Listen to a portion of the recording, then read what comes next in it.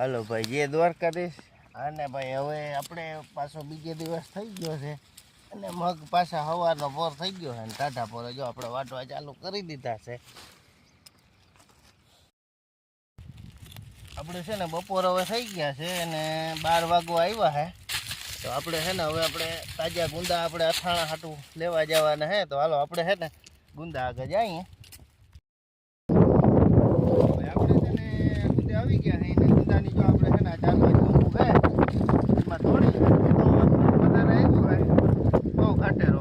આ ગુંદાની આપણે 4-5 આવા લીંબુ તોડી અને તાજા અથાણા બનાવી અને બપોરે છે ને મજા આવે વાડીએ ભેગા ખાવાની. અને હવે આના પછી આપણે છે ને બકાલું તોડવાનું થશે.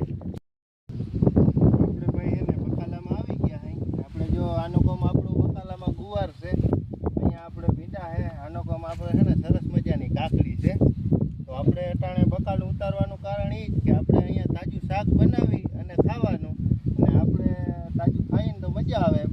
અને આપણે ઓલી સાઈડ છે ને આપણે ઢાળીઓ છે આપણું મકાન છે, ત્યાં આપણે ચૂલાની કરી અને પછી ત્યાં તાજું ભાઈ ખાવાનું. અને વાડીની ભાઈ બકાલાની મોજ આવી હોય અને આપણે ભાઈ વાડી ખેતરવાળા હોય ને એને બકાલું હકીકતમાં વાવવું જોઈએ અને તાજું રાખવું જોઈએ. ચાલો ભાઈ, આપણે આ બટાઈ ગયું ને આ બધું હવે આપણે હારવાનું ચાલુ કરી દીધું. આ હારી અને ઓલી સાઈડ આપણે ઢગલો હે જો આ સામો હે ત્યાં આપણે નાખી દઈએ